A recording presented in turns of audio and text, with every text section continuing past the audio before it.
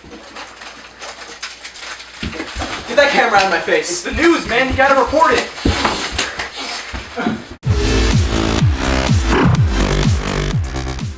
Hey everyone, I'm John. And I'm Ethan. And today we're here to review the new 2014 thriller movie, Nightcrawler.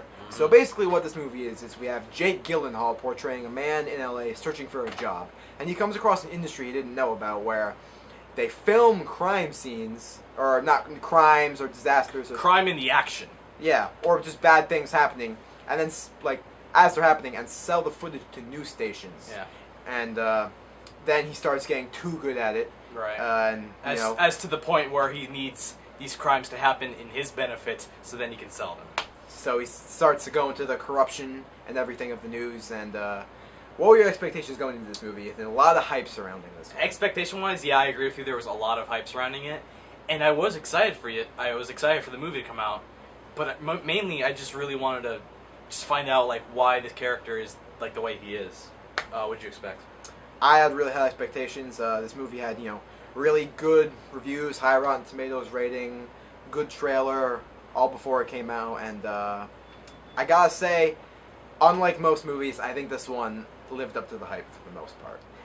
I think it did too. I think this was a very good movie, and I really like this movie, but I personally think it was overhyped just a smidge, just a little bit. Okay. Well, let's get right into it. I think the most attractive thing about this movie is just the best high point is the acting. Right, Jake's performance really is, I think, the main selling point in this movie because he portrays such a different character than anything else he's ever done before, and he's just this crazy guy, and it's great. I really, Jake Gyllenhaal's performance, it blew me away. I mean, he really just sells this character doesn't care about, like he's almost a psychopath. He doesn't care about those around him. He just kind of gets into this business and he starts to get corrupted. Yeah, we were making notes of this during the movie, but it's very Patrick Bateman-esque in how he's just somewhat a civilized person, but you can tell on the inside, oh man, this dude's nuts. He bears a lot of similarities to Patrick Bateman. I think Jake Gyllenhaal is definitely vying for Oscar nomination and winning with this one. He's really trying. Some of the best acting I've seen all year, if not the best acting I've seen all year, really. What do you think of any of the supporting characters in the movie? All the supporting cast I thought was really good. There's not really a whole lot of supporting cast. There are a few other characters, like a couple noteworthy ones.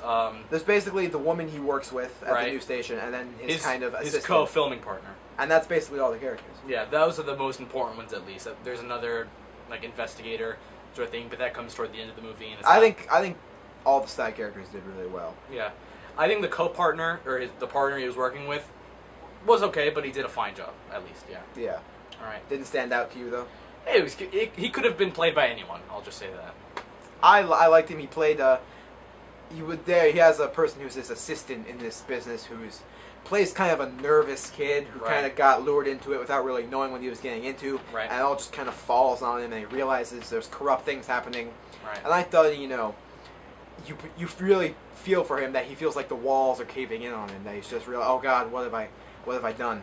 Yeah. Another great thing in this movie, really good looking movie. Very excellent It's visuals. a very atmospheric movie. I got a very, I don't know if it's supposed to be modeled after it, but it felt very Grand Theft Auto 5-ish.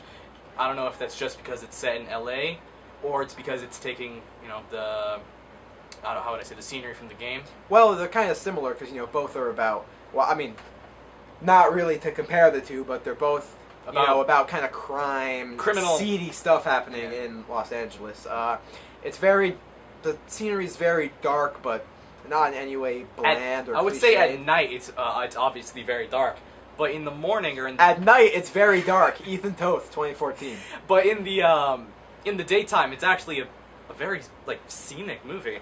Like there's just good shots of the mountains and the pier and all things that usually wouldn't be very interesting. But the way it's shot, it's very nice looking. If you know movies and you can appreciate cinematography, the cinematography in this one is really outstanding. Just the way each shot is so framed perfectly, just to give you a sense of what's happening in the scene. Right.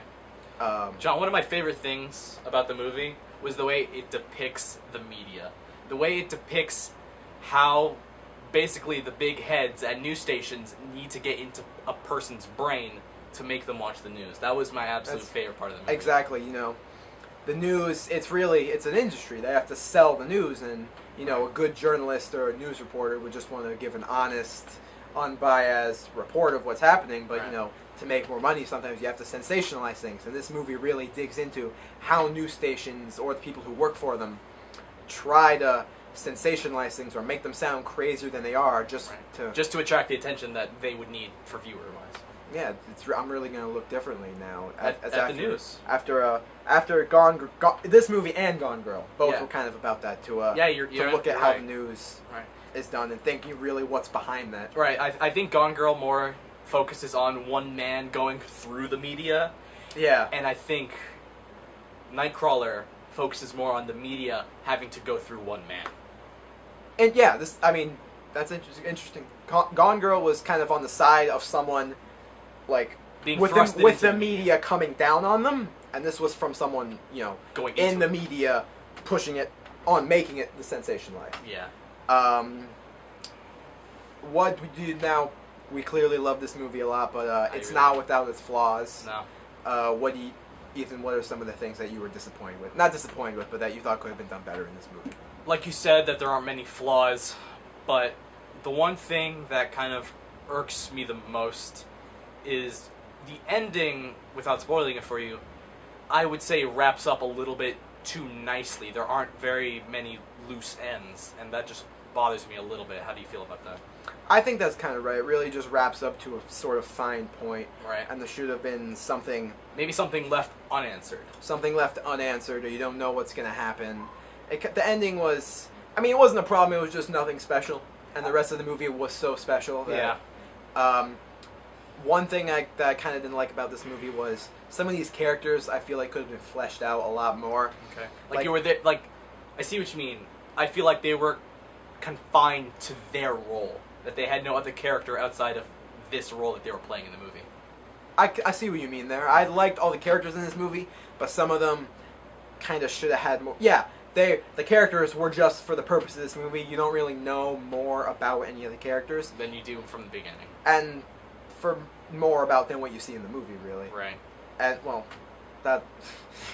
Of course, all you know is what you see in the movie, but you don't really get any background to speak of. And in most movies, that would do much worse things to the quality of the movie than this one, because it's kind of about how the main character is sort of uncompassionate. Right. But I still would have liked to know more about a lot of these people, and they seemed like they were just kind of, they were good characters.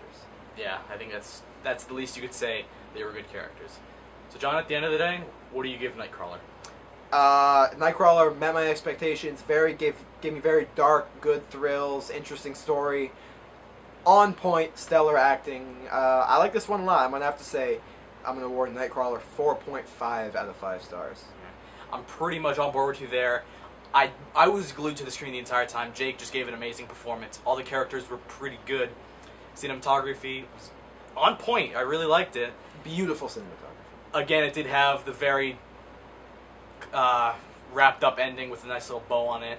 That irked me a little. A few flaws with the writing, for sure. Yeah, but all in all, I really like Nightcrawler, and I'm going to give it a 4.7 out of 5. Alright, so have you guys seen Nightcrawler? Did you love it? Did you hate it? Let us know in the comments below. And make sure to follow us on Twitter, @StubMasters. We tweet very frequently about, what's happening in our lives and with our channel and with the movie industry. And you can listen to our reviews and some other things we post in audio form on soundcloud.com/StubMasters. Alright, so Nightcrawler, 2014, pretty good movie. Pretty good. I'm John. And I'm Ethan. Have a great day.